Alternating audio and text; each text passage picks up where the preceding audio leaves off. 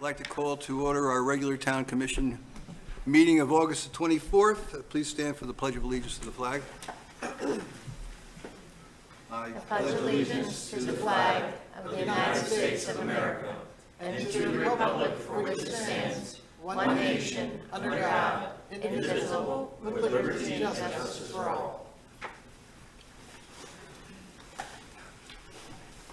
Please call the roll. Mayor Tompeck, Here. Vice Mayor Kurzman, Yes. Commissioner Campo. Let the record reflect that Commissioner Campo is not present. Commissioner Fender, Here. Commissioner Mayfield. Here. Okay, the first thing we have is on the proclamations and presentations is a ceremonial swearing in of Officer Joseph Sewalls. And the chief will handle that.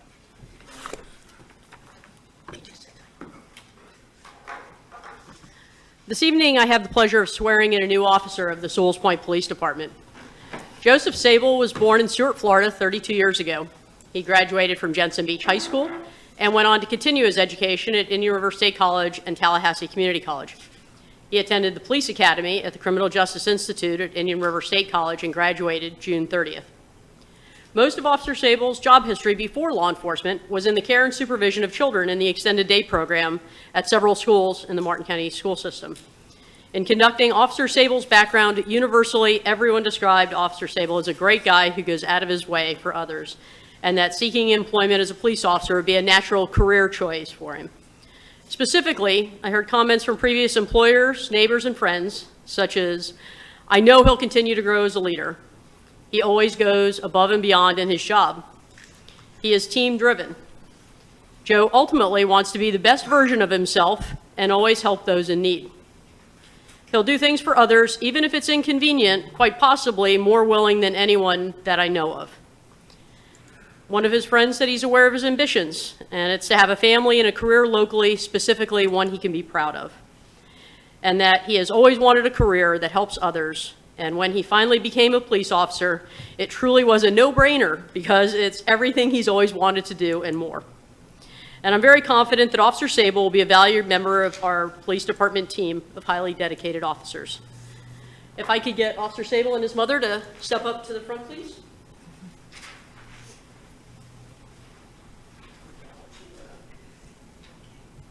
Without tears, right?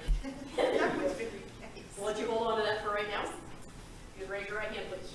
I I, Joseph Sewells, do solemnly swear do solemnly swear that I will, during my continuance in office, that I will, during my continuance in office, to the best of my skill and ability, to the best of my skill and ability, faithfully discharge all duties faithfully discharge all duties which may be required of me, which may be required of me, and that I will, in all cases, and I will in all cases conform to the ordinances of the town of Sewells Point conform to the ordinances of the town of Sewells Point and its police regulations. and its police regulations. I will, without partiality, I will, without partiality, faithfully enforce the ordinances faithfully enforce the ordinances of the town of Sewells Point of the town of Sewells Point and all laws, and all laws, and will uphold both the Constitution and will uphold both the Constitution of the state of Florida of the state of Florida and the Constitution of the United States of America. and the Constitution of the United States of America. I, I, Joseph Sewells, a citizen of the state of Florida a citizen of the state of Florida and of the United States of America, in the United States of America, and being employed by and being employed by and an official of an official of the town of Sewells Point, the town of Sewells Point, and a recipient of public funds and the recipient of public funds, as such employee or officer, as such employee or officer, do solemnly swear do solemnly swear or affirm or affirm that I will support that I will support the Constitution of the United States the Constitution of the United States and the Constitution of the state of Florida. and the Constitution of the state of Florida. Congratulations. Thank you.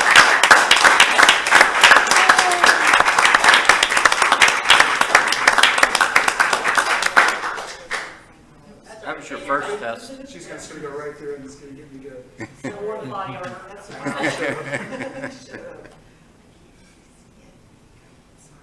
You know.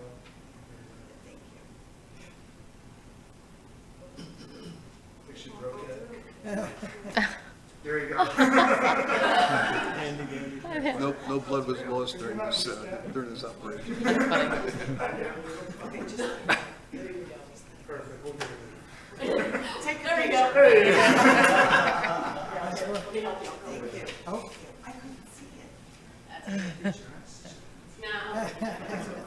Should never cheaters on. All right, cheaters, there you go. Perfect. There you go. Thank you.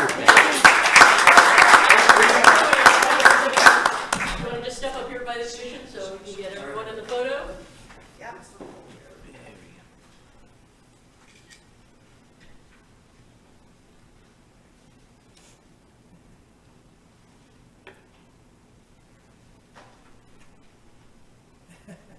I don't think I'm in that one.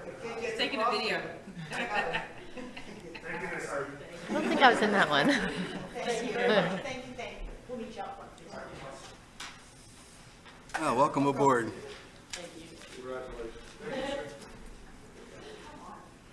Next item is public comment, and Art Schwartz has some general comments. Good evening, everyone.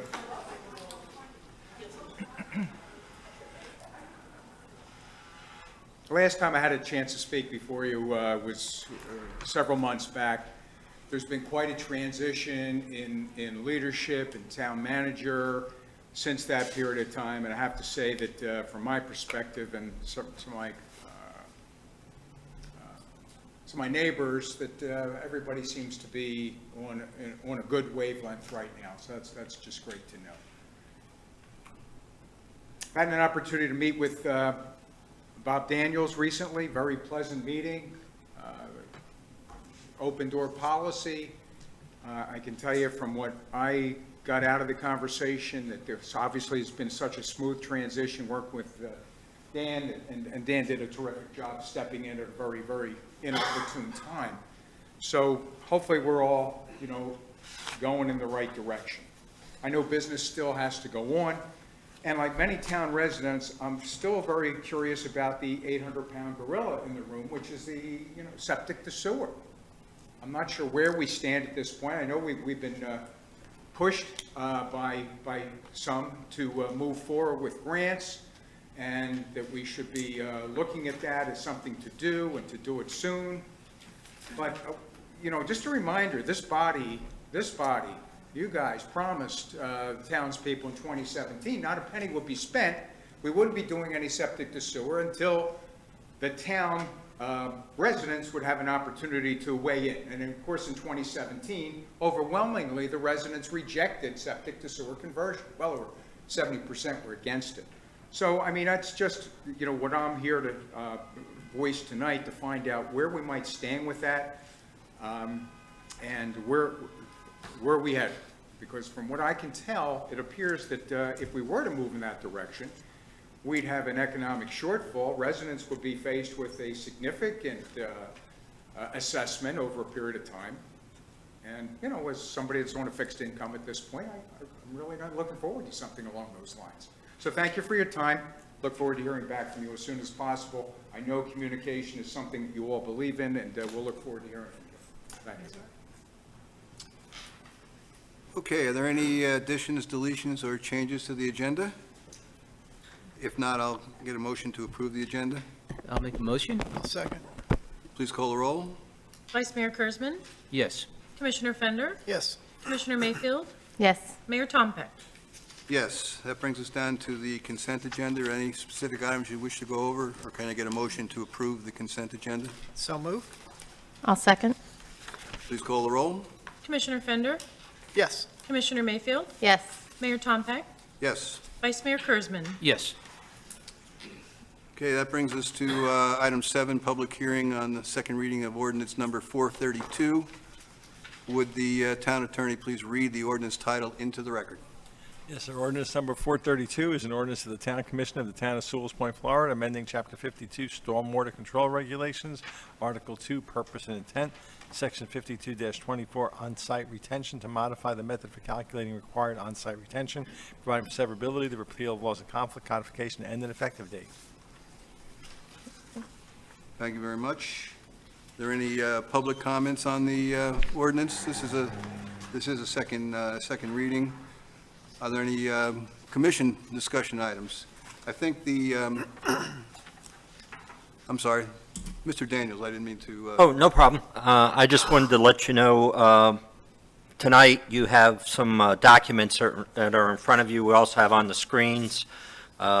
We dealt with the formula that we had talked about at the first reading, and we fine-tuned the formula, and I gave some examples on that first screen that you have of what that looks like.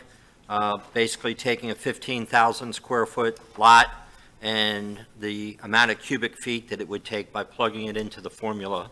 And then we looked at a 30,000 square foot lot, and 3750 was the amount of cubic feet there. There are some Scribner's errors, as I would call them. I'm not sure if Glenn covered them as that, but we just, it said square feet in the explanation in the ordinance. We changed it back to cubic feet the way it should be. And aside from that, I also, Jack is here in case there are some other questions that you might have on substantial improvement. And we just have a couple slides on some of the residences that are being substantially improved. And that's what you have in your packet there. And I'm kind of just walking through here.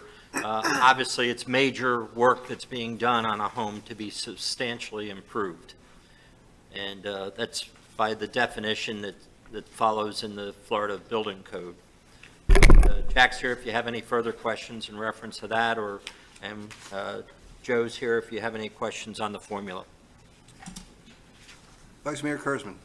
Yes, one of the things I think we overlooked last time we were doing this is not just the final product, but while the house is being built, we have a situation, once again, we didn't even have, it was a rain that we just had, it wasn't even that heavy. And this is over at the intersection of Mandalay and River Road. The rain that came in, it washed all this dirt back into the road again, and it's become the house that's the nightmare all around for the neighbors, because all that dirt's going right up to the sandbags in the driveway over there. And you sort of hate to see that. It shouldn't be happening. I was going to see if there's anything we could do about maybe adding an extra, like maybe 50 feet. When you have a long drive like that, let's see maybe like 50 feet of rock or gravel, so it's not just dirt that's coming right through. It's affecting, even when you're going down the road, you're driving through dirt, and it's not just there. There were a few other places historically, but not this past heavy rain that we had, but previous rains I've seen it coming from. But this house is just continuous. It's dirt, and it's just washing away over and over, and it's not helping anybody. Commissioner Fender.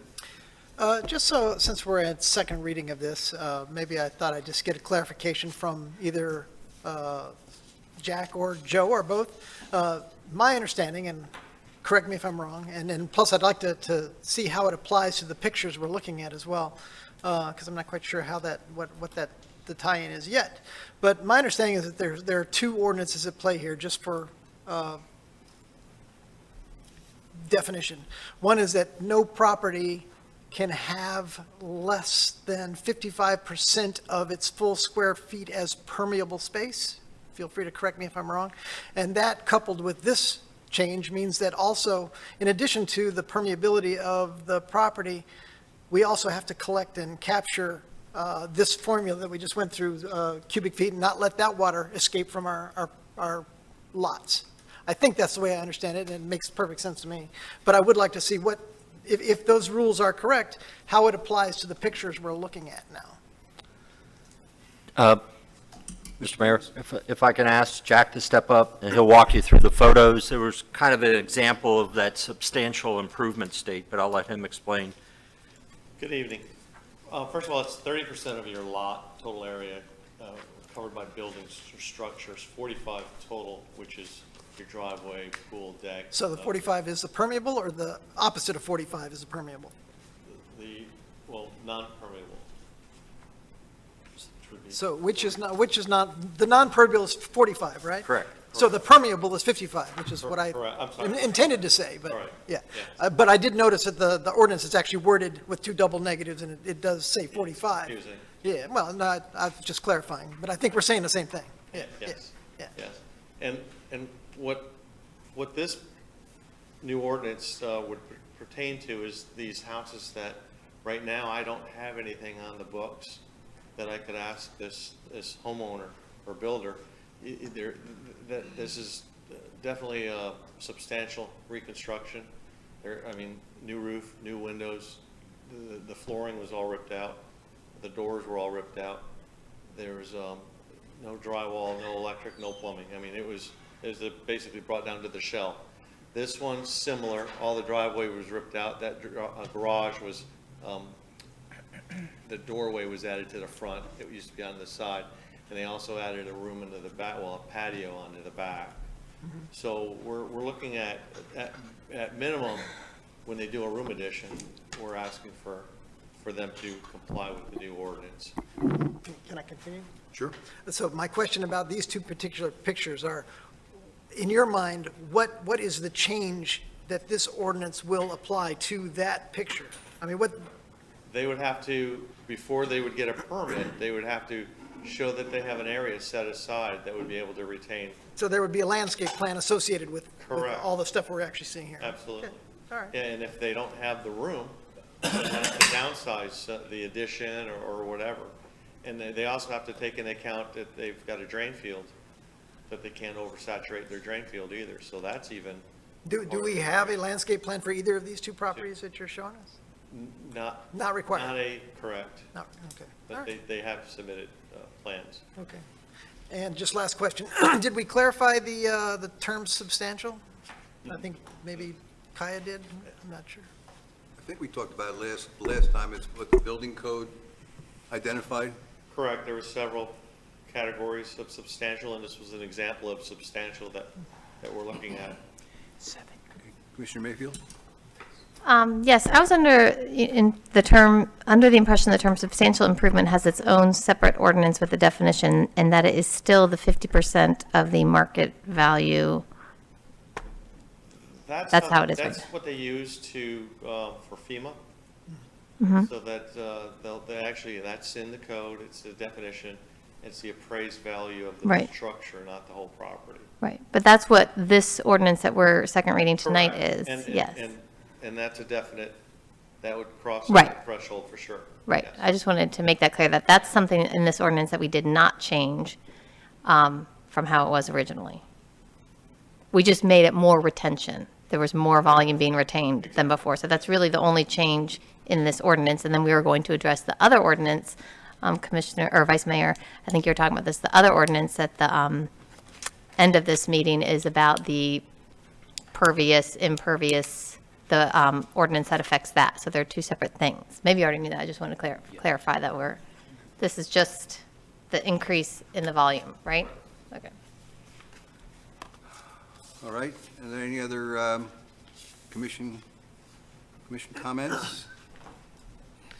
I'll move to adopt as written. Second. Please call the roll. Commissioner Fender? Aye. Commissioner Mayfield? Yes. Mayor Tompeck? Yes. Vice Mayor Kurzman? Yes. Commissioner Campo? And welcome, Commissioner Campo. Are you back from vacation and looking very relaxed and happy? Tell by the accent. Okay, that brings us down to, we have no first reading for any new ordinances, no resolutions, no old business, no new business. So we'll get right down to Section 12, which is discussion on the capital improvement plan. Town Manager, would you like to lead us off on this? Yes, as we move through the budget process, obviously our capital improvement plan is an important piece that we're working on, and we're venturing out into developing better detail than we have in the past. That's something that Dan's been working on as the interim, and I'm taking up the charge with him as we move forward. So, Dan, you want to take a walkthrough for us? And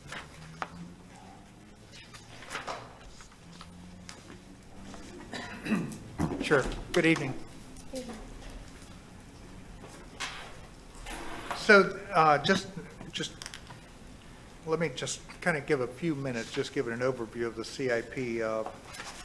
Basically, you're laying out a capital improvement plan for 5 years.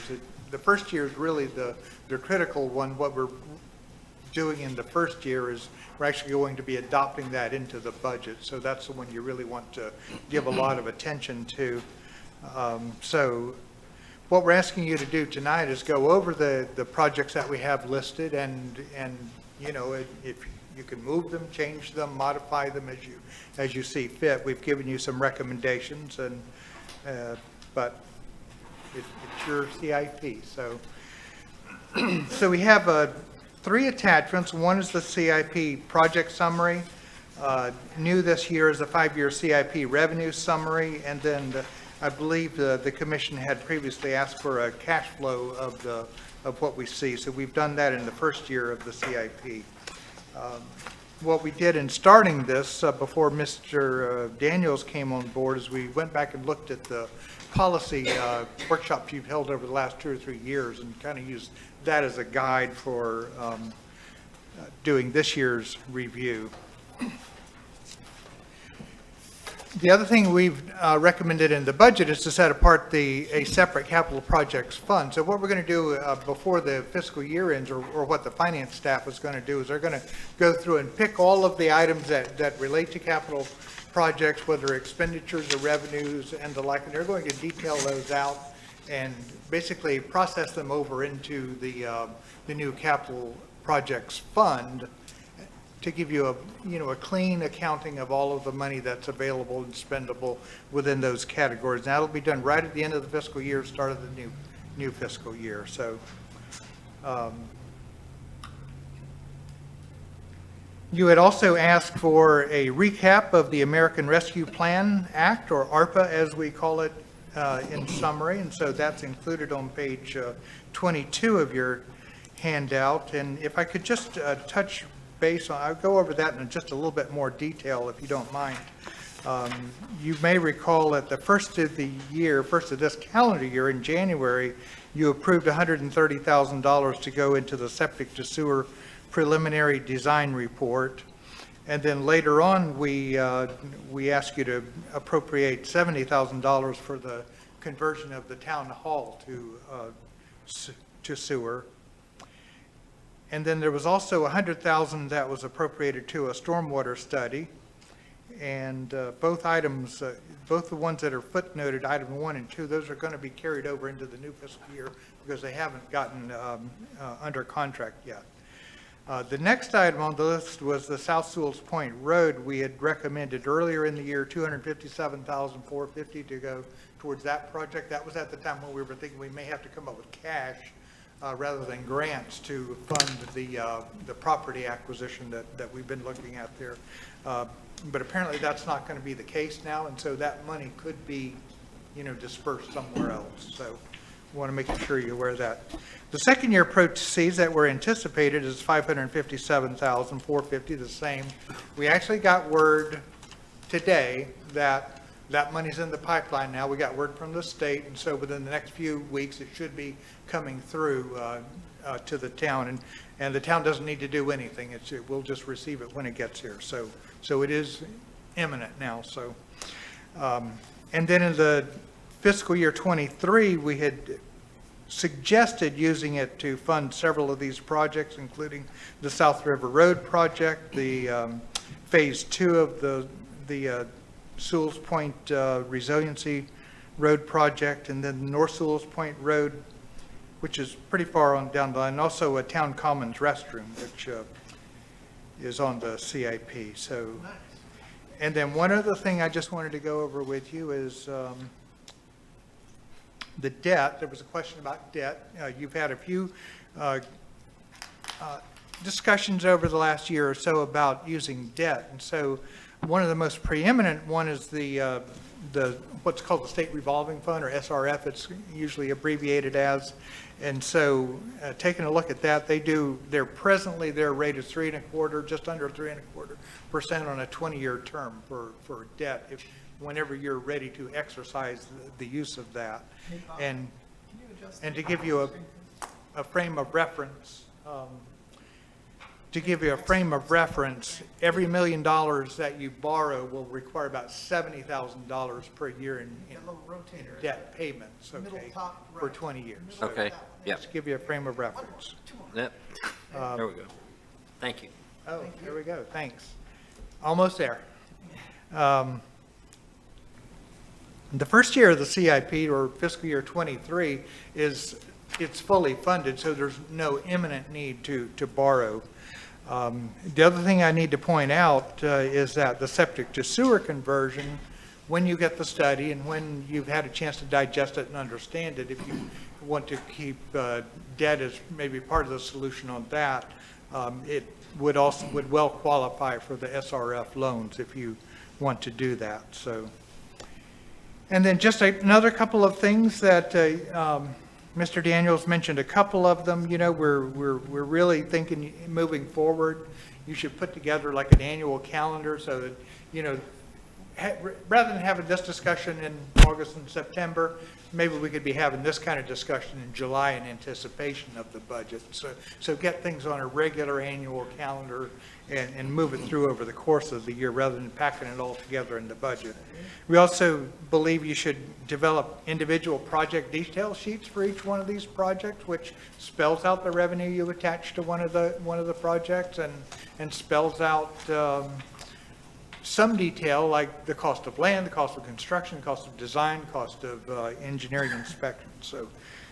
And lastly, also recommend that you develop a detailed inventory of, the inventories kind of exist, but they're in map form. You really need to get them into a spreadsheet form to make them useful as a fiscal forecasting tool.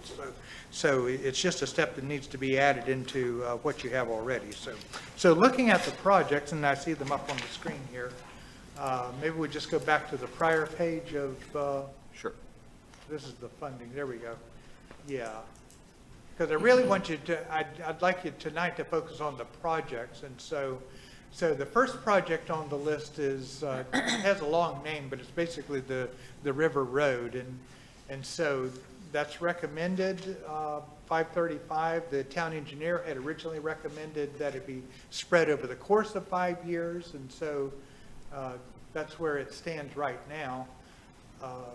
And then the other projects, phase 2, you need to begin working towards that, even though may not be a year or two down before you actually get into construction. But as we've had conversation about land, you should be focusing on land and some preliminary design sooner rather than later. Phase 3 is one that's already been talked about. That's being carried over. That's the one that's that we received two grants for, actually, we have promised. And then North Sewells Point, that's a longer distance. That's the one that's a Martin County road and town drainage kind of combination project.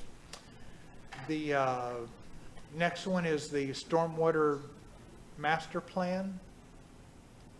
And then the next one is the office building and town hall, septic to sewer. That's the entire project estimate for converting this building and the 2 commercial office buildings to sewer system. And then the last item on the project list is a restroom for town commons. And ordinarily, you know, a restroom is up in the $100,000 to $150,000 range. These are prefabricated, architecturally designed, and would continue to be a pump out kind of restroom, although it would just be more attractive, if you will, more appropriate to the amenities at the town commons. And then under capital maintenance, I'm not going to go into quite as much detail there, other than we really need to get a handle on the streets and bridges line and the stormwater, and that's where I'm recommending that you have, in the future, develop a more fiscally projecting tool for forecasting those costs. So with that, I'm just going to turn it back to the commission, and I know that may have been more than you were expecting, but there you have an overview of the CIP. It's the first time we've really gotten into it in some detail. So, Commissioner Campo. Yes, thank you for that job.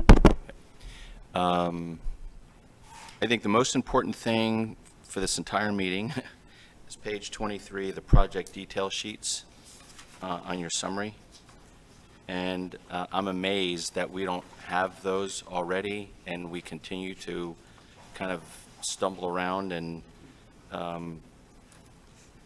pretend that we know what these projects are going to cost and then try to patch it up afterwards. So I think the commission needs to really put an exclamation point about each of these specific projects and what's entailed, what land we're acquiring, what's the breakdown for the construction and permitting.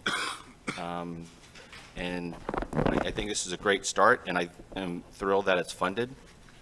We're making serious progress on, the whole South Sewells Point Road.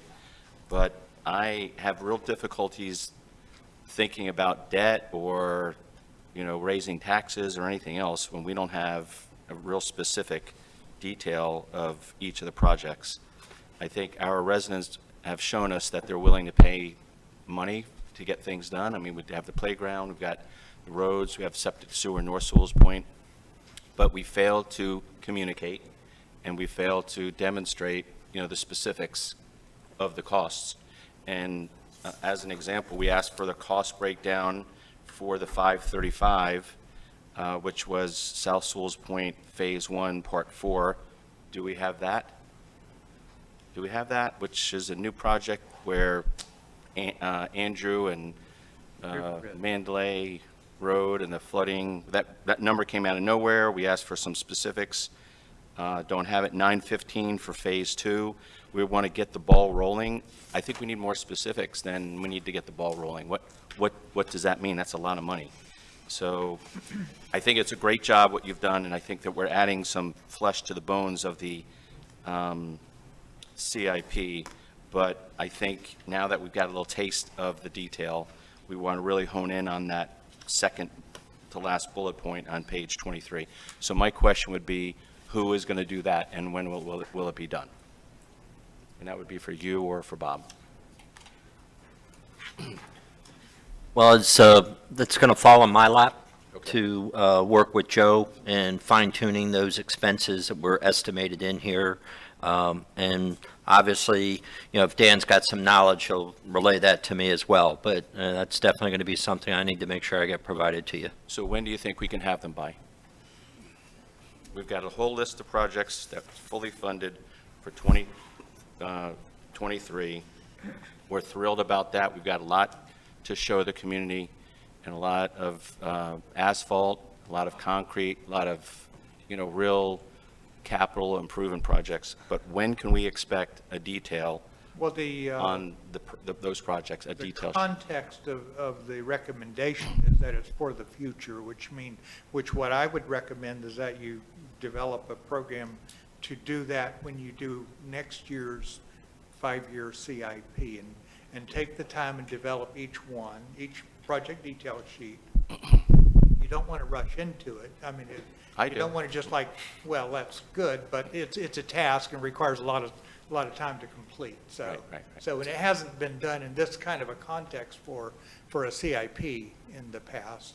I'm sure, the engineer has the details of all it is, but, we're not suggesting that the detail isn't there. It just needs to be captured in a summary format that's easily understandable by elected officials and the public. So that's the suggestion. Right. So So it doesn't sound like it's that difficult since the numbers are available. it's a task. It's a task. task that will require, I couldn't estimate the number of hours, but it's not something that you just go and sit down and crank out in an hour. It's So when? dozens of hours. When can we have it? Well, I think the month? recommendation would be to develop a model that you use going forward in the future. Don't try to put it into this one. You don't, yeah, I mean, like as an example, where did the 535 and the 915 come from? Does anyone remember seeing any specifics on those? No, as a matter of fact, we discussed that at the last meeting, that we needed some detail on that. Right. That we don't have the So we're detail. going to wait a year? I think, Dan, what we can do is, there's I have a format that you can use for a capital project. It's a template, which, see, I think what's been happening in the past is that we've been aware of these projects, but it's been mostly through kind of a memorandum from, CapTech. That's, Joe will lay out all the information we need, and that's where it is, but it really isn't part of the budget. we've got a format that, a template we can use, which I think would be relatively simple to fill out. I don't know if we can do it in the next couple of weeks, which I'm sure you'd like to see, but we certainly need some, we certainly need some more detail on the 535 and the 915. And I think that's what we should do, but I think it's a great idea. I think a sheet on each capital project should be part of the budget. It only makes sense. So I'm not sure how quickly we can put it together, but if you rush it, it'll be garbage, I'd like to suggest by the beginning of fiscal year '23, which is October 1st, that we have that for each of these projects. I think that's reasonable. agree. And, what we can do is we can amend the budget and put it in. It shouldn't be a big deal. But let me, But I think it's fantastic what we've done. You've teased, and now we're going to have the next 4 years, and it's going to make that all roll out so much better because, it's, people in this town are willing to spend the money, but we have to demonstrate what it's for, and that's going to make it easier for us to come out with, funding 24 and 25 and 26, because we've done the job of communicating, and it all starts with a one-pager on each with an estimate, and that's going to go a long way. And don't take me wrong, I'm thrilled about what you put together here, and I think the whole commission is really focused on trying to get tangible benefits from the tax dollars, and I would be willing to go into debt for some of these things. I'll publicly say that.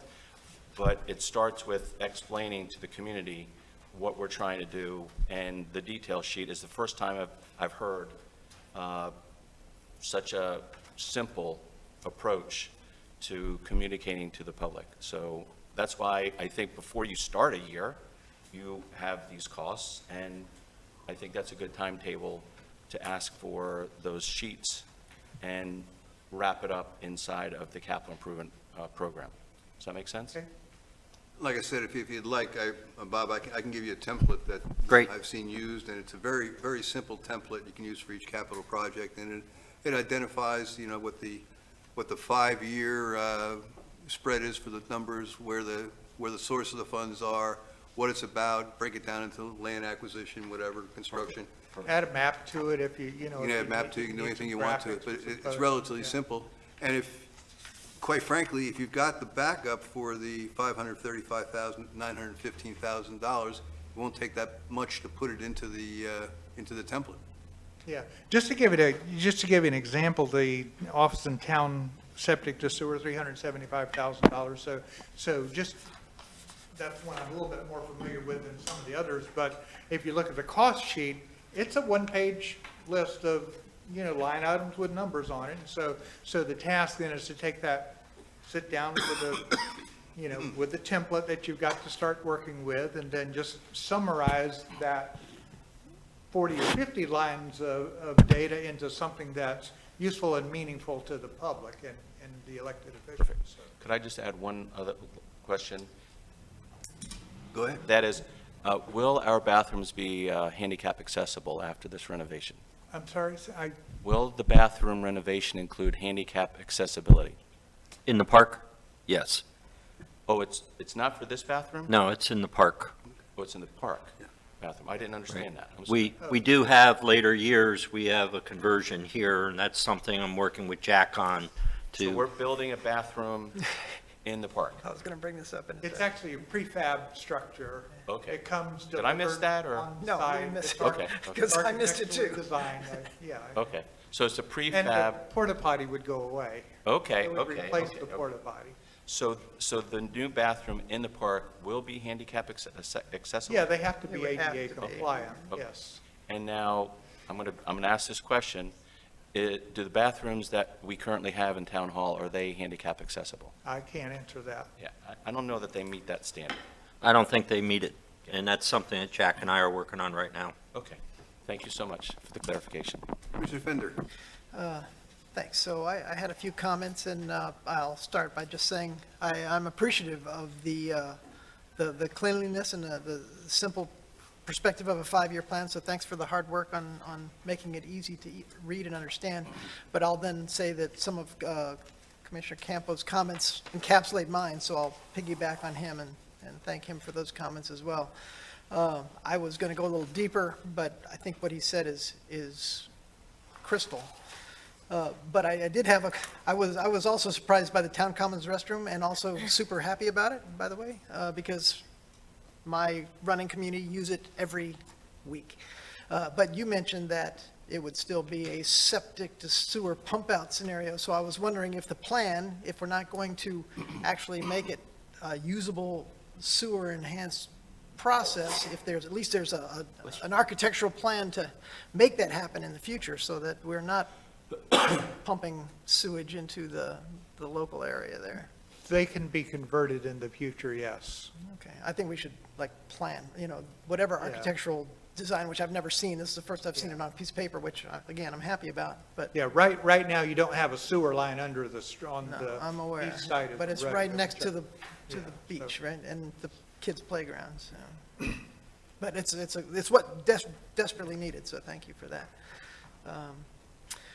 The other more probably important comment I'm concerned about is, or two really, I see all the negative numbers at the bottom of page 25, and, it looks like this plan for fiscal '23 is somehow budgeted for, comes out to zero magically.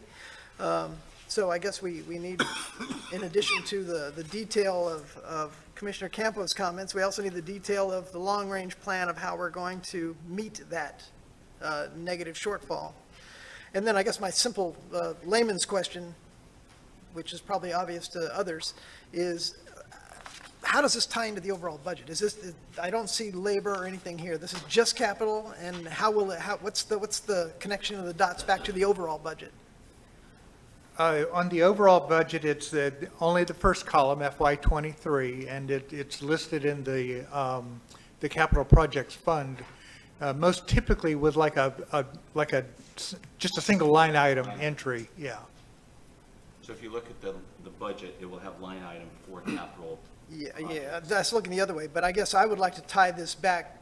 What would help me, I guess, is a line at the bottom of this showing what, the profit and loss at the bottom line, how this incorporates to the overall budget. I see 6.9 million. What is that as a percentage of the overall Sewells Point budget? It seems massive to me. I mean, Yes, because the operating budget's around $2 million. that's my understanding. Well, right? the 6.8 million is Yeah. what you will adopt as your capital project fund. That is now going to be broken out separately, so you can see that. Okay, but this whole discussion should be a subset of the overall budget process, right? Yeah. Okay. And it ultimately is, yes. And when will we adopt that budget? September 7th. Okay, thank you. Understood. So whatever changes you direct this evening to this sheet, then Got it. Thank it'll you be for amended and clarifying then.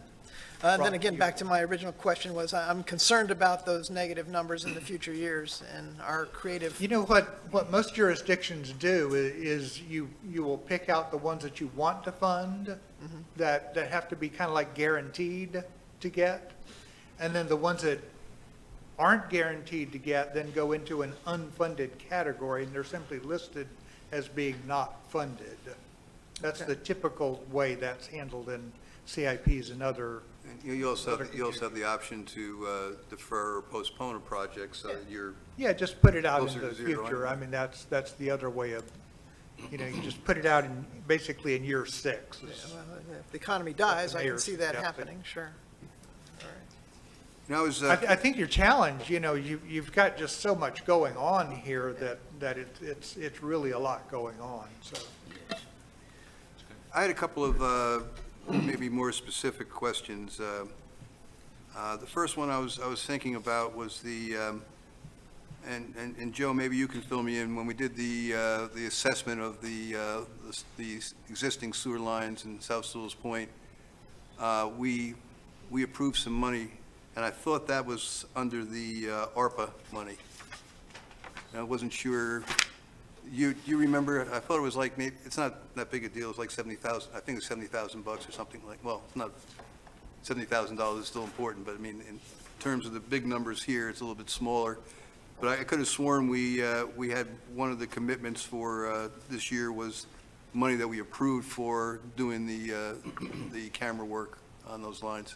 You've already spent the money for that, just so you know. So Okay, all basically, right. you basically went out there and looked at the sewers that we had, and that's being incorporated into the report that'll tell you the septic to sewer and what the options are for septic to sewer. All right, for but that South isn't Sewell Point. listed as a line item here for our commitment in FY '22. You've already, like I said, You've already spent it? Okay. you've already spent it. I got you. We did a budget amendment, and then you spent it. So Okay, it's already done. all right. Excuse me for that. The other thing I was looking at, I was thinking about when you looked at the capital millage, we had a little smaller number for capital millage this year, and I think it was in the ballpark of 270,000 or there. 287 is what I 287? remember, yeah. Have we spent any of that money? No, it's held in reserve until Okay, so that- you specifically direct it. That could yeah. actually be pushed forward to be spent in 2023 if so desired.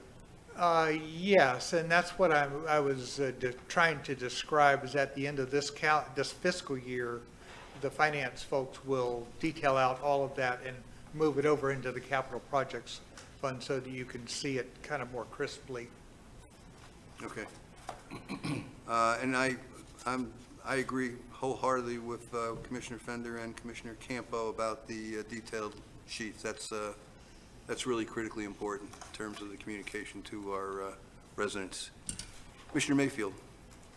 Yes, Commissioner Kurzman, or Vice Mayor, were you before me in the, I saw a light on, I didn't know if that was you waiting. Oh, okay, all I'm right, ignoring the town manager right now.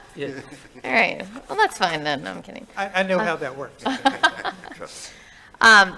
First of all, I think this whole thing is fantastic. I think we've come a really long way. Like, when I first started, I didn't see anything like this. And I love it, and the separating out of the funds and this whole worksheet. And so I think we really have come a long way. So thank you to you and Holly and Mariah and all the people working on this. So thank you.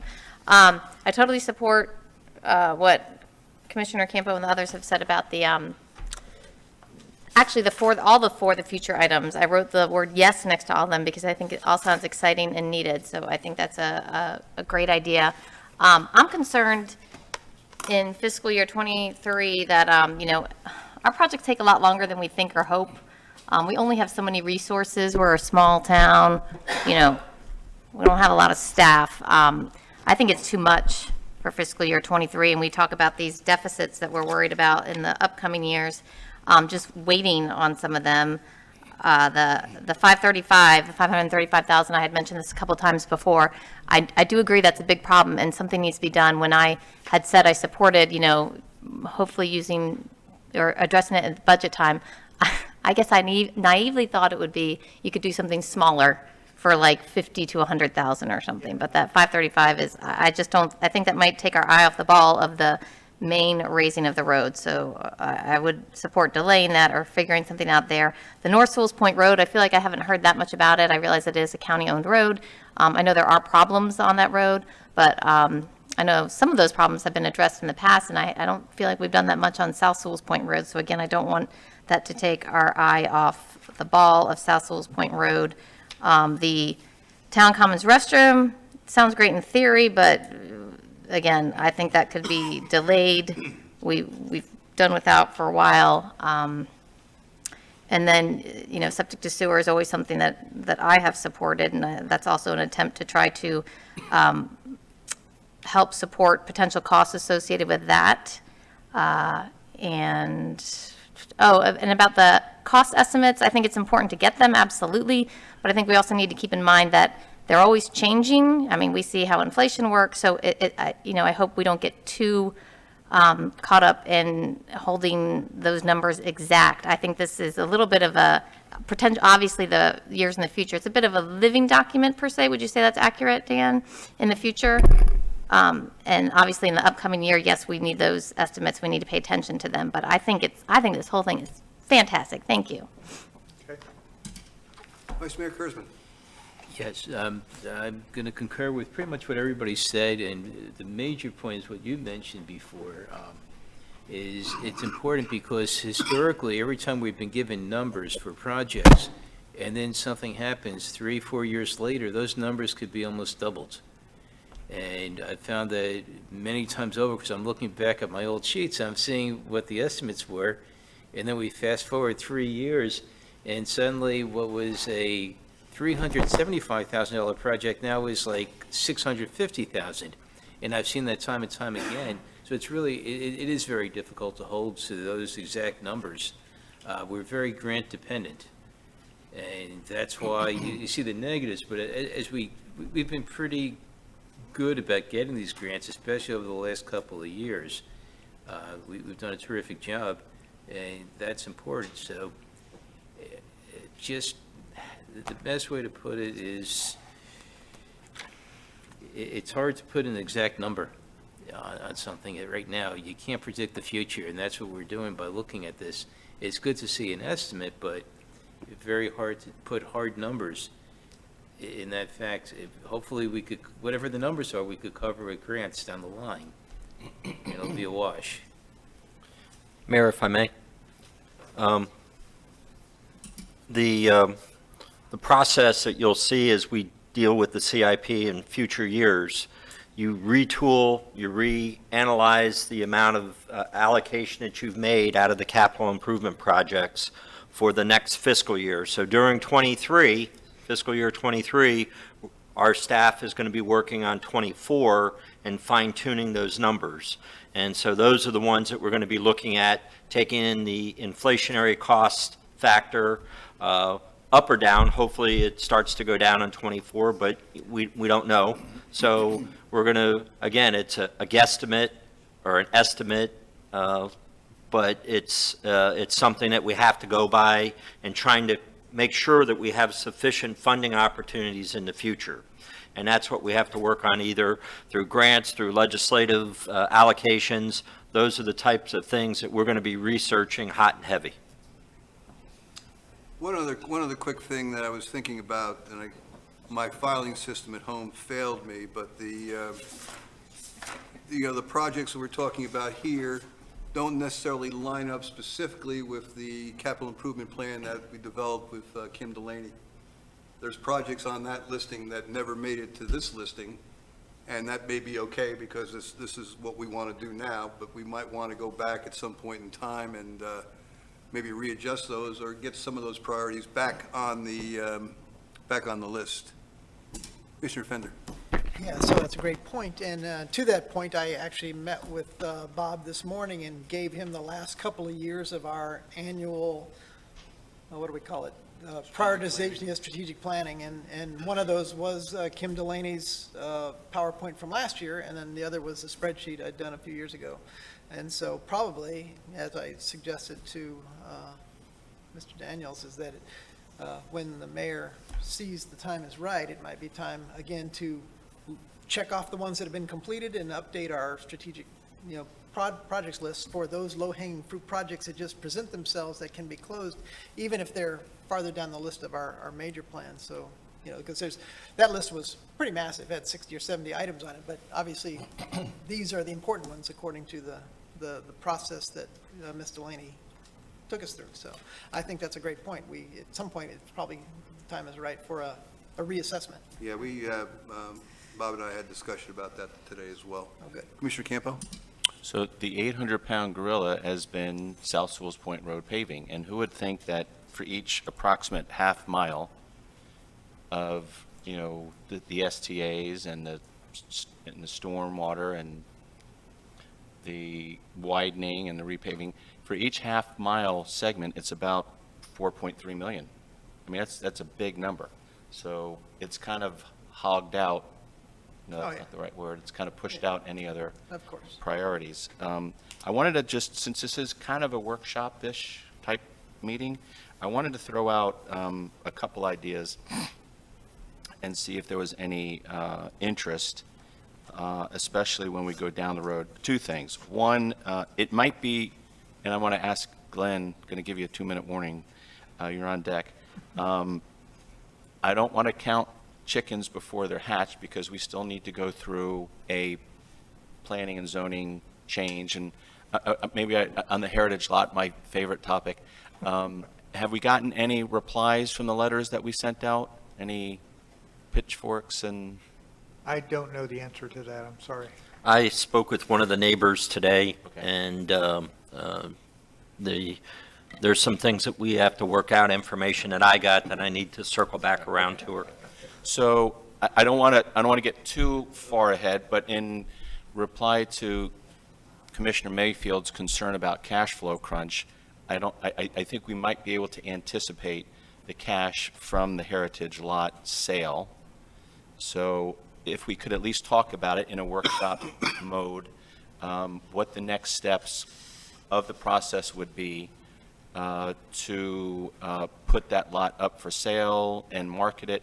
I have a feeling it might take us a little bit more time to find a tree lover that wants to build a tree house, but I think that we might knock off a little bit of money because of the deed restriction, but I'm hoping that would be a serious six-figure lump sum that we can use and maybe use to offset the $915,000, which I'm hoping is acquiring some land down in the Riverview area that we can do an STA and plan for phase 2. So wanted to get any comments from Glenn on what the next step of the process is. And I know Dan had some discussions with a popular realtor who was willing to put it on the MLS system at no cost to us, once we get to the point of selling that lot. So, and then the second topic, which I also want Glenn's comments on, when we look at 24 through 27, we have bridges and seawalls. And I just want to ask the commission if there's any support to some sort of special assessment to properties that exclusively benefit from the bridges, specifically Archipelago and Island Road. Is there a way that we could have special taxing district or special assessment, since those two neighborhoods are, it wouldn't have to be maybe 100%, but 99, no, I'm kidding. Maybe, the whole community uses those, but, knowing that those are going to have to be replaced and we've got a year head start, what would be the mechanisms that we would use, Glenn? And then maybe the commissioners could comment whether they support those types of measures. Well, special assessment is always based on whether that particular property is receiving a benefit that's not generally available. So if I live on a road and you're going to pave my road, then I could be assessed for my road, my portion, my 100 feet or 200 feet of the road. If, say, I have a dirt road and you're going to do that, but is those two bridges, you said two different things. One sounded great and then one concerned me. The one is that it generally benefits, say, the Archipelago area, but then you also said it's used by a lot of people. So I guess that's really where kind of, no pun intended, the rubber meets the road. Is it 80%? And, we'll have to study what the percentage needs to be, but how much is benefited by that community compared to the general public? Yeah. Because they're at dead ends, I would say probably 75 to 80% are used by residents that live on that road. It's not a thoroughfare, neither are thoroughfares. They're at the end of an island. They're at the dead end of an island. And the only reason for crossing that bridge is to get to those homes. There's nothing on the other side. And I'm not gunning for that, but I'm just, again, throwing it out as a I'll do some research and report back. I don't know that it's a hard and fast percentage, but if the general consensus thought would be, we might have to do some study to prove it, maybe a traffic study that shows the number of vehicles that go over that bridge. But we'll look at what do you have to do to establish a special assessment. But it's definitely doable if it's benefiting that group disproportionately more than the rest of the community. So would a special taxing district be any different? Or? You don't really need a special taxing district. You're allowed to impose a special assessment. Okay. But there's a process, so I'll outline that process. Probably in a memo is probably the best way, so you can follow, because it's multiple steps. And then the sequence of events after we go through the LPA change for the Heritage Lot, what's the sequence of events and the legalities of, Well, really, the next big issue is selling, is getting it on the market and getting an offer and, hopefully closing on the property. Because once you go through that whole rezoning process and it's zoned properly, and I think that's where you wanted to go, is if it's rezoned, the thought was it would fetch more than its current zoning category. right. So I'm not sure, Dan, I know that, I'm trying to blank on her name, she did the comprehensive plan. Bonnie Landry? Bonnie, I think she's working on that rezoning, or, No, I think we were just going to rely on Susan Garrett for the Okay. rezoning, yeah, rather Right. than having two professionals involved. So, I mean, the ball's in your court on Okay, that, so we'll right, get there. Glenn? And let me just go back to Dan real quick.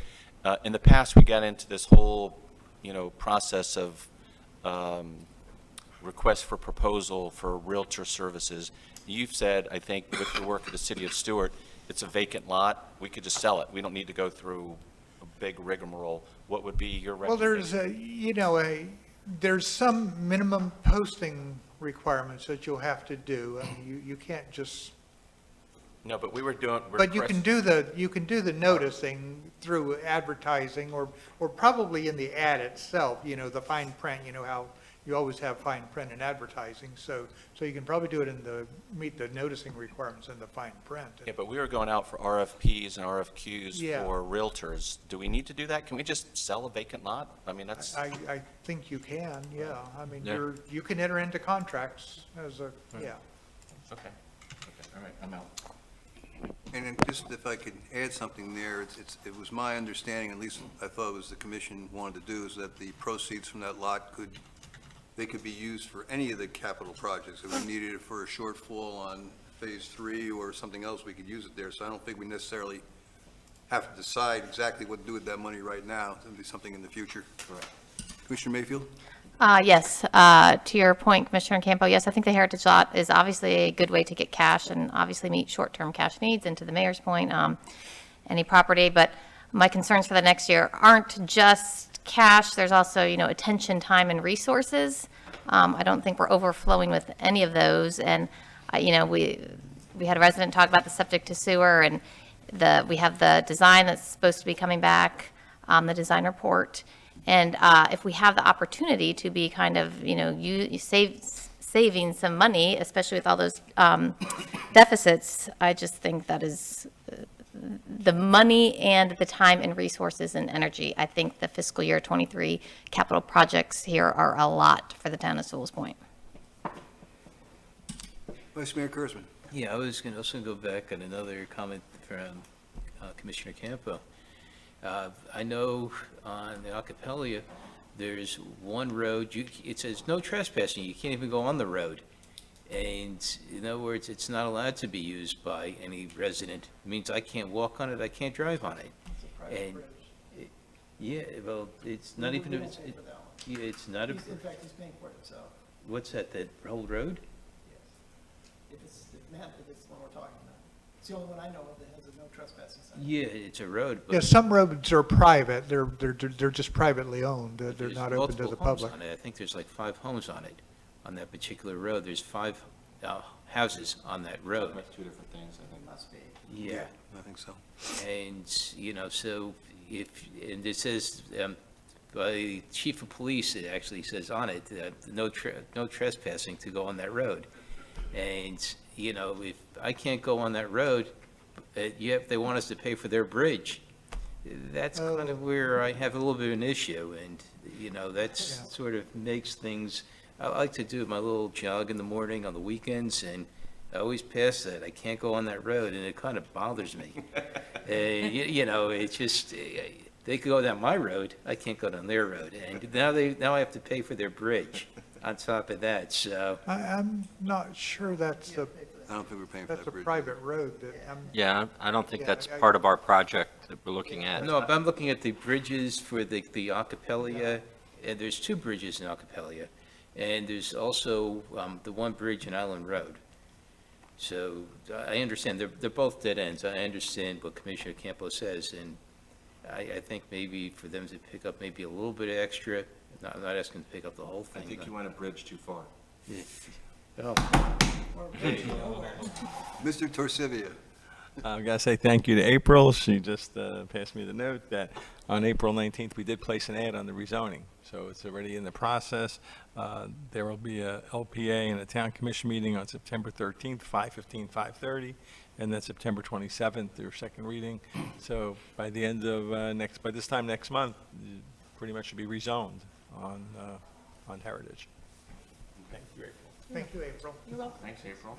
The notice is on the Mr. website. Daniels, anything you wanted to add? No, thank you. Okay, so if there's no other commission comments, then I guess what we want to do is to kind of affirm the plan that For the developed next here. fiscal year, next fiscal yeah, year, especially, and also, I think, in accordance with Mr. Campo's request, let's see if we can get some detailed sheets put together on these items as well, if we can. So I'll move approval of the 5-year capital improvement plan along with the bullet point recommendations from our consultants. I'll second. Is that your title now?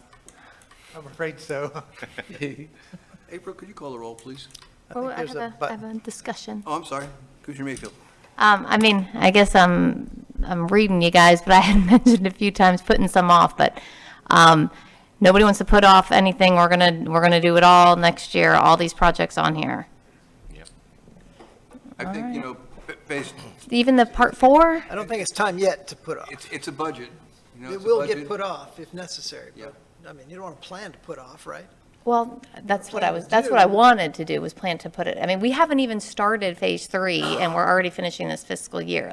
Things take a long time, and I had hoped that maybe if we put less on our plate, we could be more efficient and effective. But that's my opinion, and that's why I'm seeing if I got anybody else there, but I'm seeing none, so. Well, I don't, With you in spirit, but I don't think it's a case of us disagreeing with you. I think it's a case of, it's premature.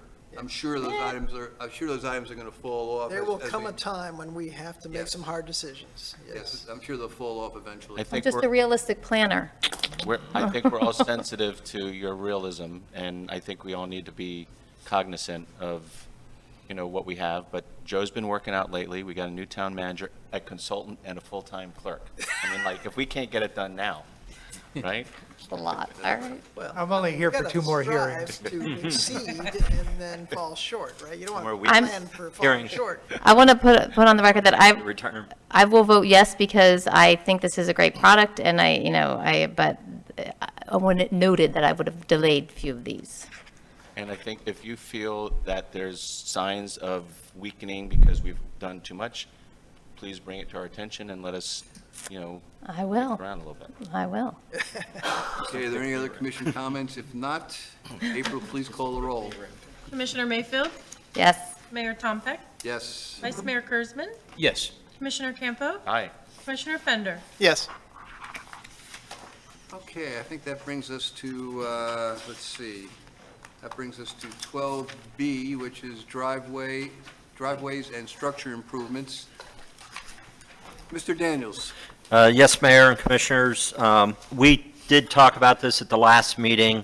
Since the last meeting, I discovered the ordinance that we did have on the books, and that's basically the information I supplied for you. And we had kind of talked about tightening up the use of someone's property for other than drainage. And the importance of that is because going along with the retention that we have, also making sure that we're not covering the lot up with impervious surfaces. So I guess to put it anywhere else. So this is what I've got that we currently have on the books, more for information purposes right now, but if there is something that you want to do further, I'm more than willing to take that direction and come back with some options for you. Any commission comments or direction? Are we okay with the way things are right now? I think we've got a building official that's given us a recommendation, so, I've got to trust staff on that one. Okay. Vice Mayor Kurzman? I'm going to go back to say what I mentioned earlier, is when these homes are under construction, reconstruction, whatever it might be, they have to put, it can't be dirt, we need more gravel, whether it's at least 50 feet would be my guess. That would stop all that dirt from rushing onto the road. There's got to be something in there so this could stop, and it makes a mess of the road, and the property owners from across the street suffer the consequence. And I'm wondering, you know, what you're talking, I understand what you're talking about, and Jack, maybe you can fill us in on, is there any kind of temporary fencing or berms or that kind of thing to prevent this during construction? Anything more we can require? Yeah, if it's a vacant lot, we already make them put in crushed rock at the entranceway and silt barrier. But if it's an existing driveway, they're most of the time using that driveway to go in and out. And in the case where the Mandalay, where the dirt keeps washing out onto the road, I spoke to the homeowner last week, and he's right now, that dirt had to be there. They were doing a stuck on the wall, so it was in use at that time. But anyhow, he went ahead, he listened to me, and he bermed it. And now he's making all of his other contractors use the other entranceway at the end of the cul-de-sac. And I spoke to Andrew today actually, and he's been okay with everything. It's not coming over to his property or anything like that. So that has been, that problem's been resolved for right now. But they're in the midst of getting that driveway and that retention area is going to be the next step. But he's got a bigger issue in the back of his property going on right now, that property. You know, I think you're always going to have these kind of problems during a construction, you know? Not going to be perfect, no. You're always going to be, because then they also have to move the dumpster to make way for this or that, and then while that's moved out of the way, it drags the stuff out to the road and stuff like that. But I try to keep on top of them. Commissioner Thank you, Fender? Jack. I'm fine with this, and this is just a nit, and it just goes back to the conversation we had earlier. The last sentence of this ordinance, to me, is more difficult to understand than it necessarily needs to be, and I'll leave it to an attorney to tell me why it has to be that way, but it's like a double negative. In no case shall the percentage of the lot be taken up by the impermeable area to exceed 45% of the lot, where I think what you're saying is all lots must maintain at least a 55% permeability, you know, so I'll let the attorney tell me that it has to be a double negative, but I wouldn't touch it unless we're actually touching it, and then if you would, I would say make it super easy for a homeowner to understand. You interpreted it exactly correctly. That it's hard to understand? Yep. That's so attorneys can make their money. That was your softball for today, right? Okay, so is there anything we want, it doesn't sound like there's any taste for doing anything more on this? All right, good. Thank you, Jack. That brings us to commission and staff closing comments. You have any comments, Mr. Daniels?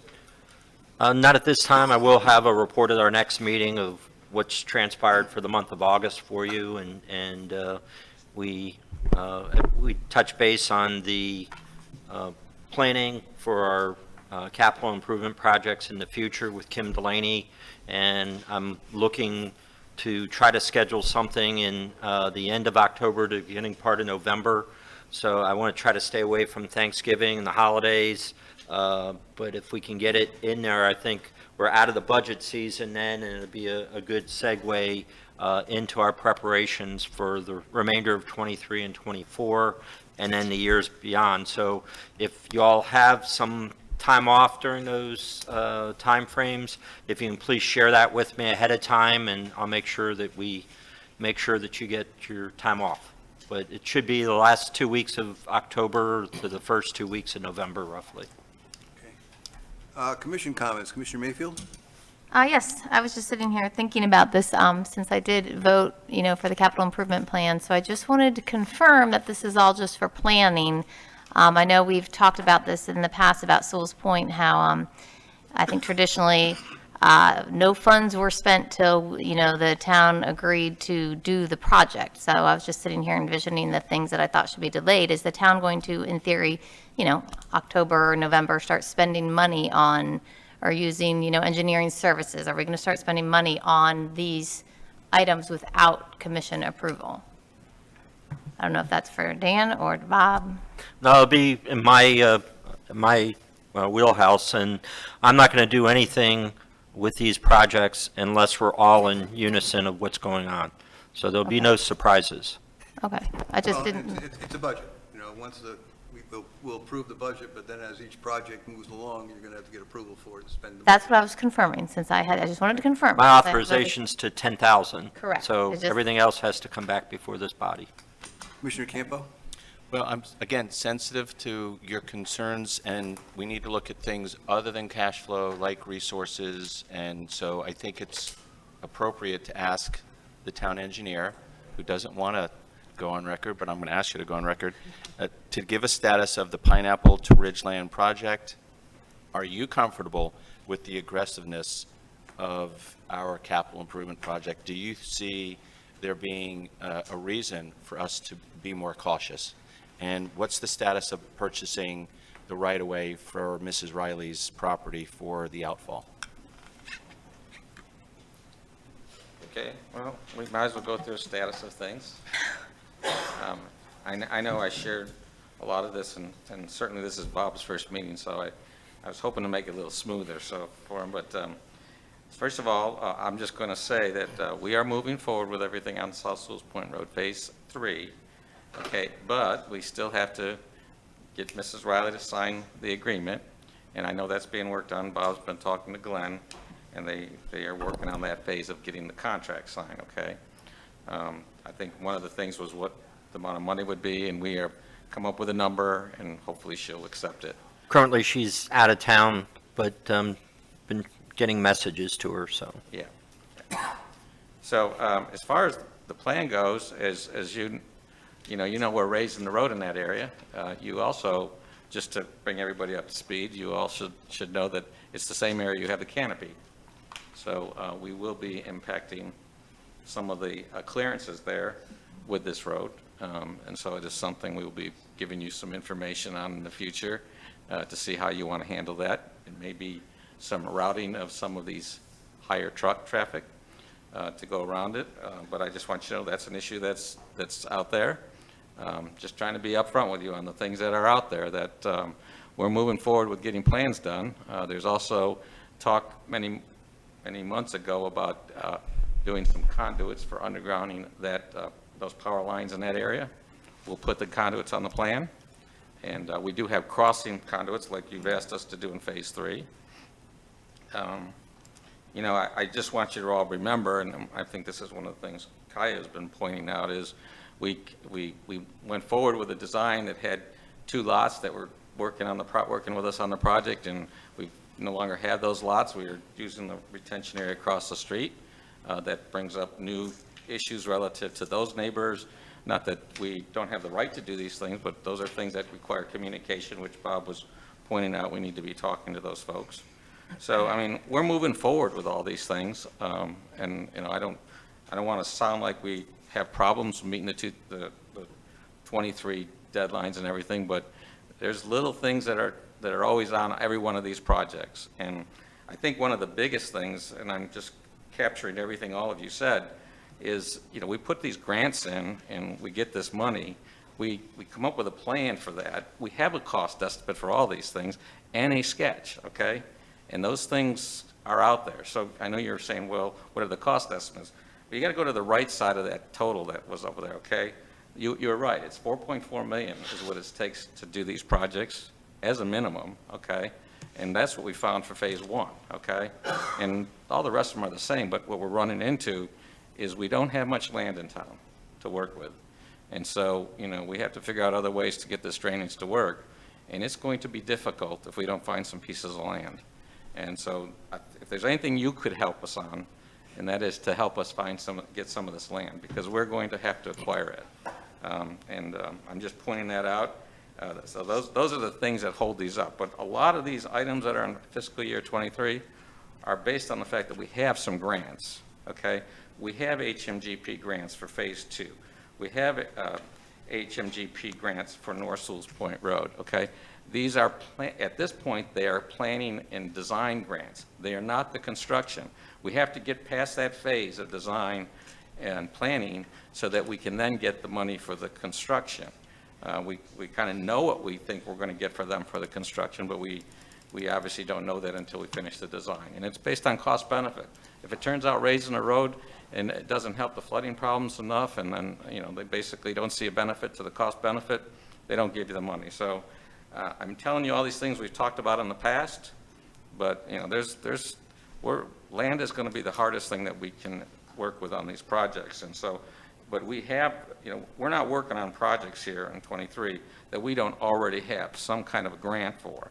And unfortunately, these grants also have a deadline to get done. If we don't get them done in time, guess what? Most of these are extended out, just for about at least 3 years. But if we don't get these things in process, we'll lose that money. So, as Dave said, the hardest part about this is we are grant dependent. And all these things are done, as soon as a request for a grant comes in, I see it out there.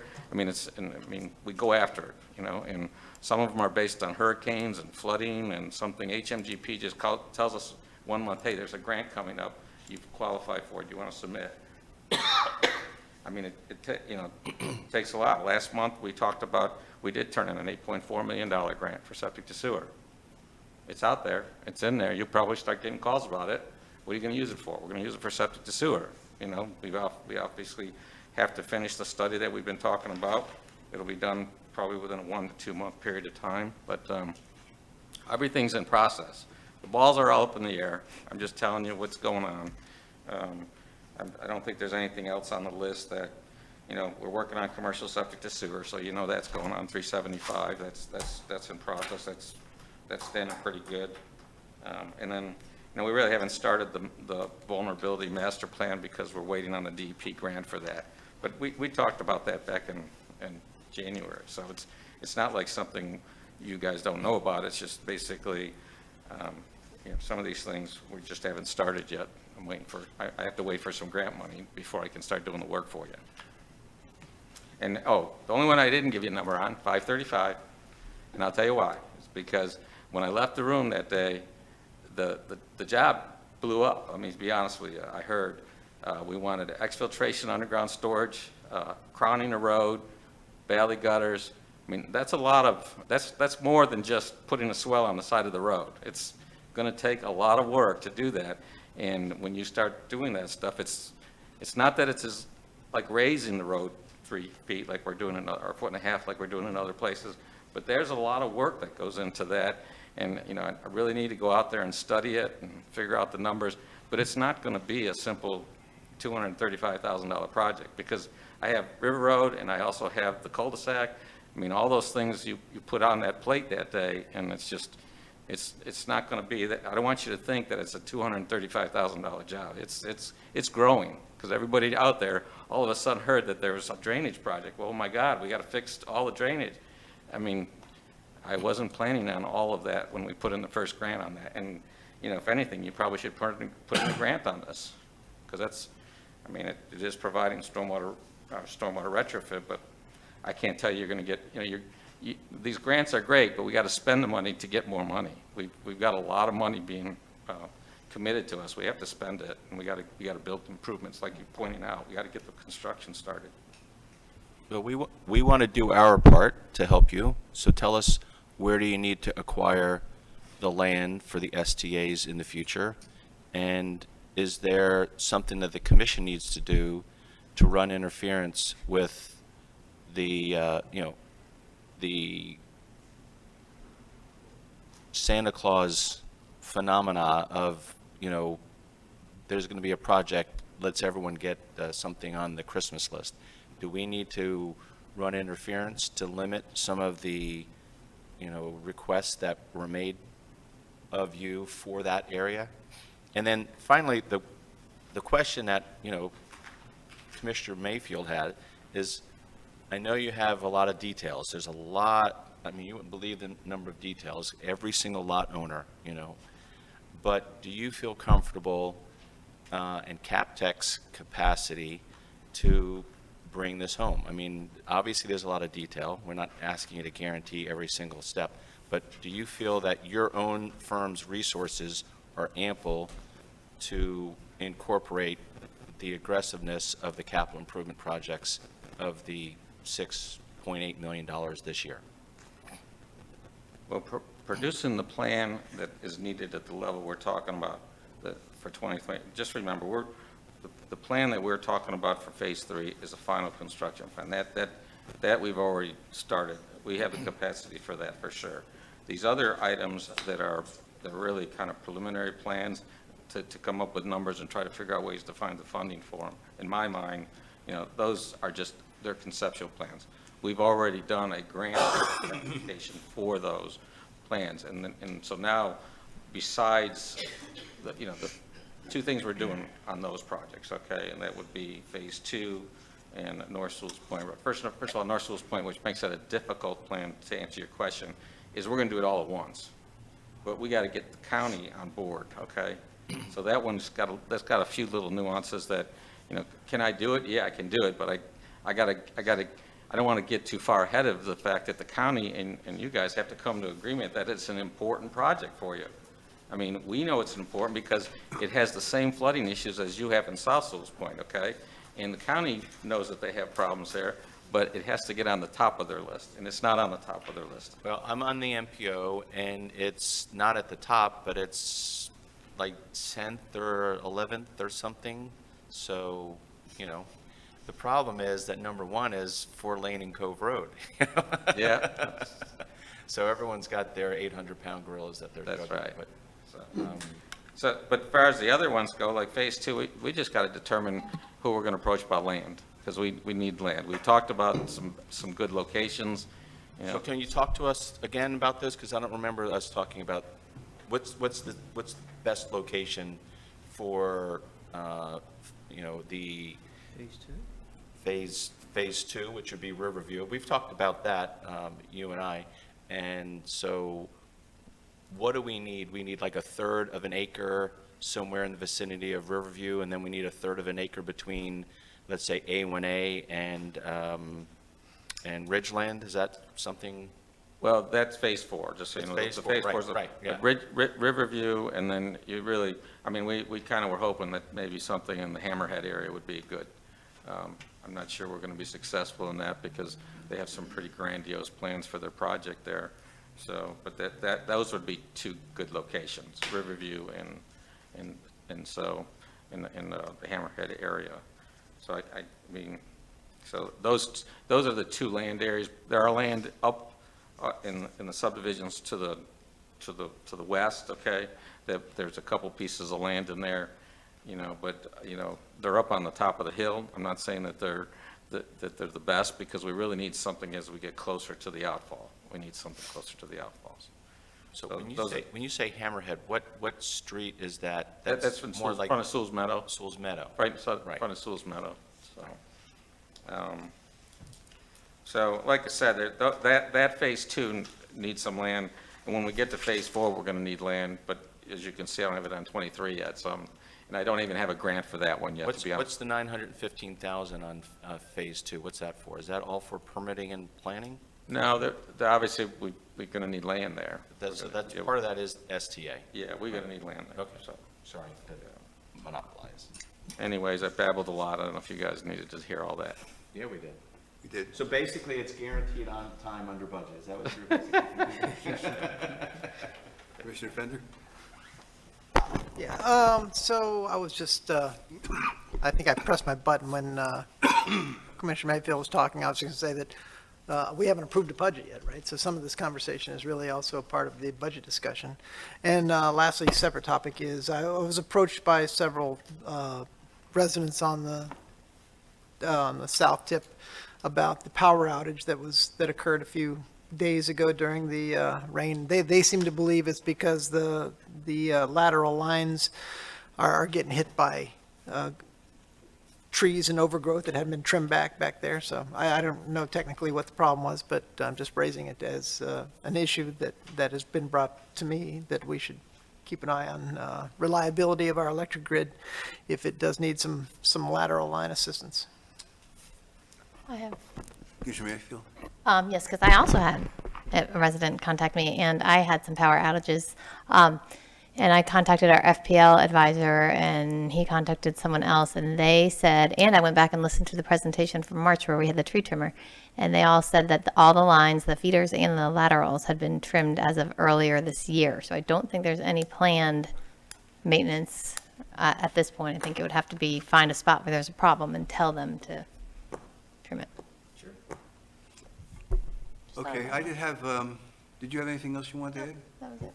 I did have, Joe, when you were talking about the $535,000 for Phase 1, Part 4, that was an issue that kind of came up maybe a month or so ago, and, it was talked about 3 or 4 homes being, continuously flooded during heavy rains, and, now it's up to a $500,000 project.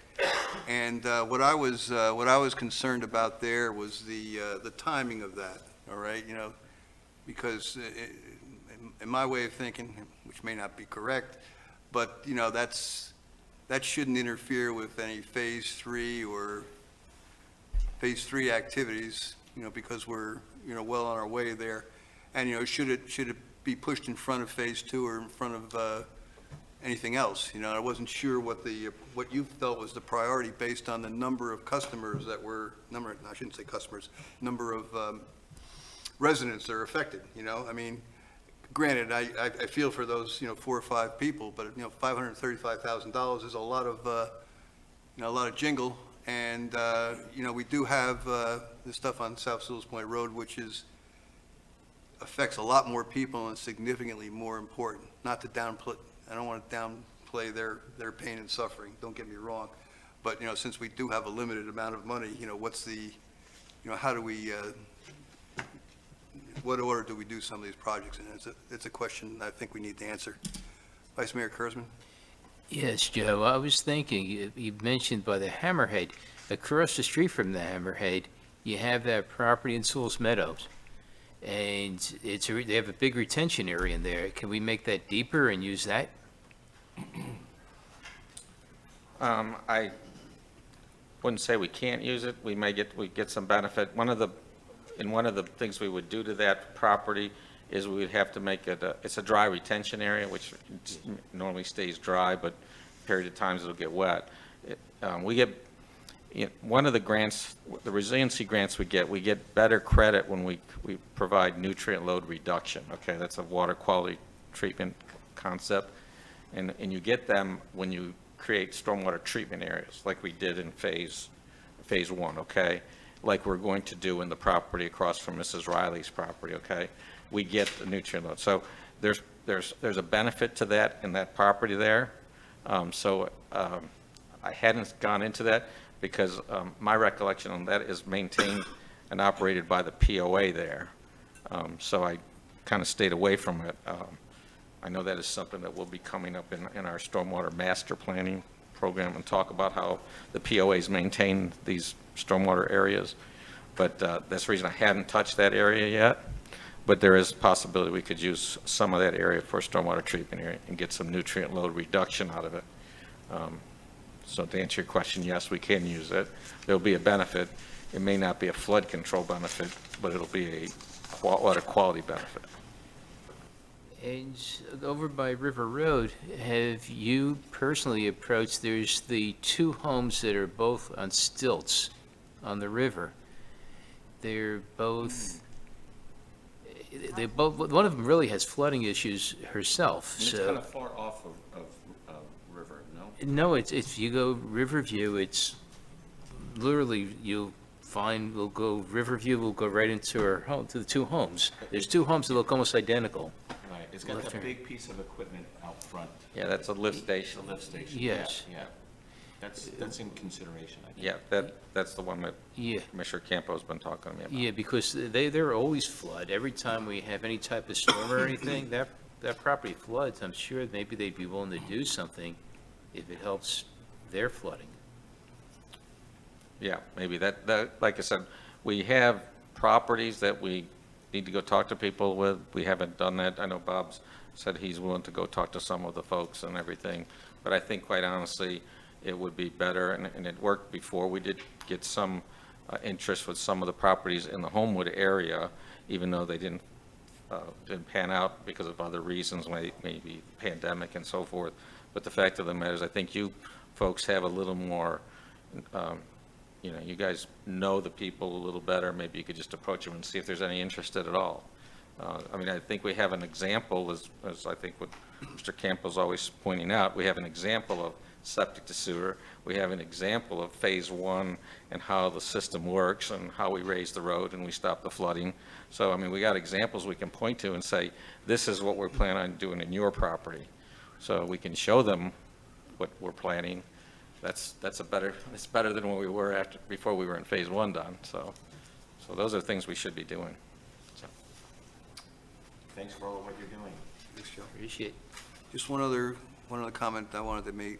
I met with Mr. Daniels today, and we had talked a little bit about, performance measures for the town manager.